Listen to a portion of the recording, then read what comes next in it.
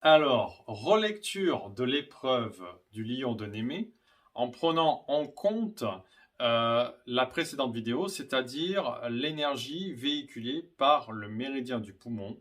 Et cette énergie se met en tension durant cette épreuve.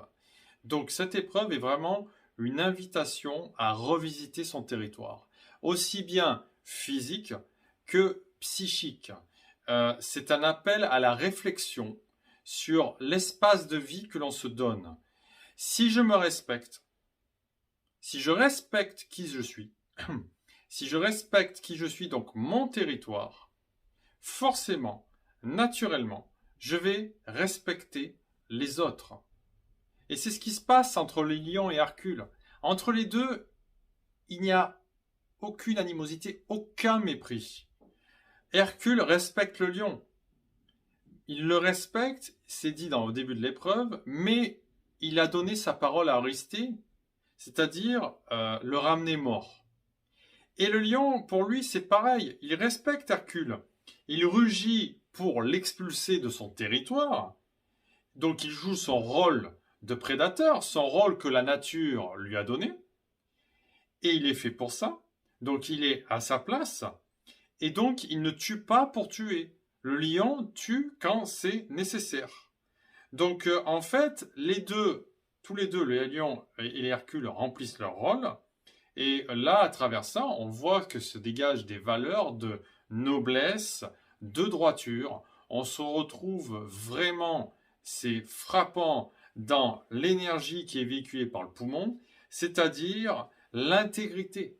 L'intégrité, c'est une valeur prônée par l'énergie du poumon. Rappelez-vous, quand je vous ai parlé d'un individu tigre, c'est quelqu'un d'humeur stable et ça peut être un ami à vie qui va respecter l'autre et qui va aussi respecter ses engagements. Mais il attend qu'on fasse pour lui la même chose. Hercule et le lion n'ont strictement rien à prouver. Il n'y a pas d'esbrouf. Il n'y a pas de besoin de reconnaissance, à contrario de ce qu'on peut trouver avec les énergies du foie et de la vésicule biliaire dont je vous avais parlé, c'est-à-dire le buffle et le rat.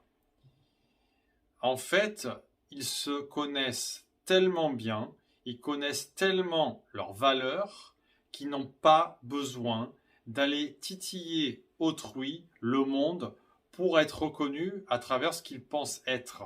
Ils le savent ce qu'ils sont, ils n'ont aucun problème avec ça. Donc sur le plan émotionnel, c'est neutre. Il n'y a aucune émotion, ils les maîtrisent en fait. Ils ne sont simplement que surpris par le comportement de chacun. Le lion, dans son territoire, ne peut que se réfugier dans son territoire parce qu'il est surpris par Hercule. C'est inhabituel d'avoir un mortel qui réagit comme ça. Il n'arrive pas à passer l'épreuve, en fait. Il n'arrive pas à trouver une autre alternative pour garder son territoire. Et il se réfugie dans sa grotte. Mais parce que Hercule est imprévisible. Donc il y a un manque d'adaptation.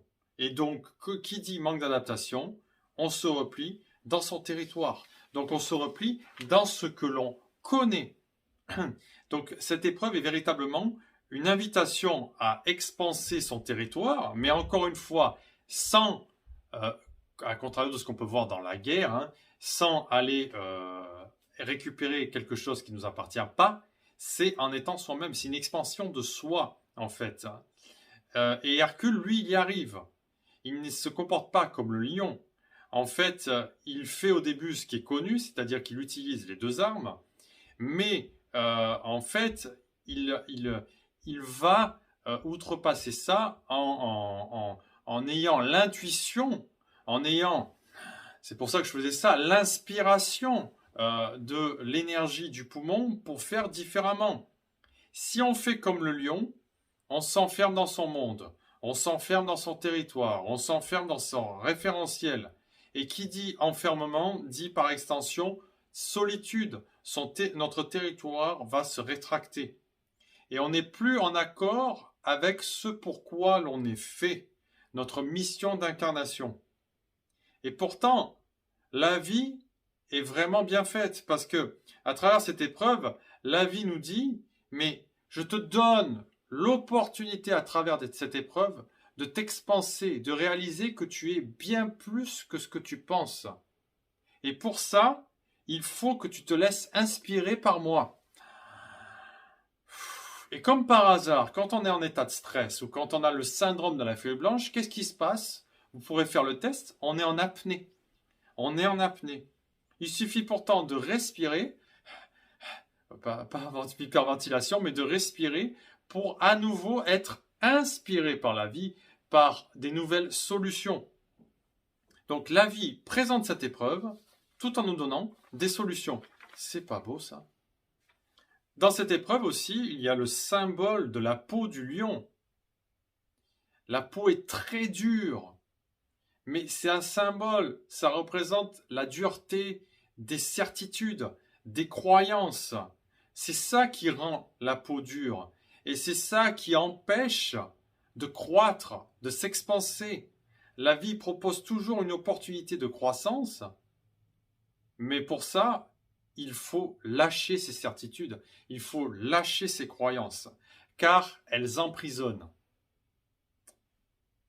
Ce qui emprisonne peut sécuriser et protéger, comme le territoire du lion, mais nous sommes bien plus que ce que l'on pense.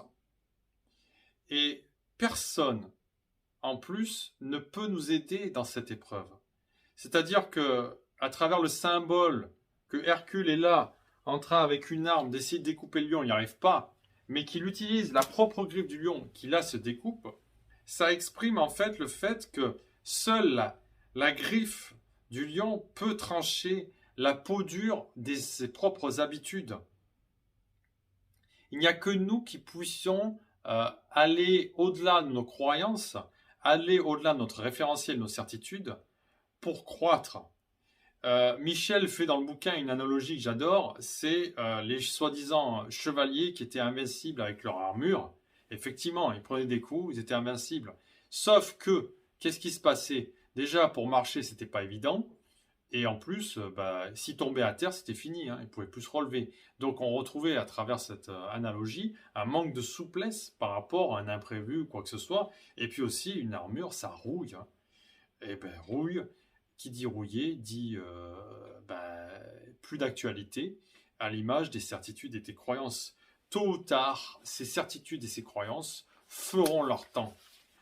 Donc, pour résumer, cette épreuve, en fait, c'est la synthèse, c'est pour survivre, l'être doit être prêt à accueillir ce que la vie propose. Et en fonction de ce que la vie propose, il va falloir trancher et décider et de voir ce qu'on en fait. L'exemple le plus parlant, c'est quand on se met à naître, on passe d'un milieu aquatique à un milieu aérien. La vie nous pousse à y aller, mais en même temps, il y a des solutions, et comme par hasard, c'est l'énergie du poumon qui se met en route. Voilà. Donc, si vous voulez en savoir plus, je vous invite bien entendu à lire le livre de Michel, qui est beaucoup plus clair et explicite que mes vidéos. Et la prochaine vidéo sera un détail des cycles qui sont liés à cette épreuve et qui se répètent au fur et à mesure des cycles herculéens, c'est-à-dire tous les 12 ans ou une fois par mois.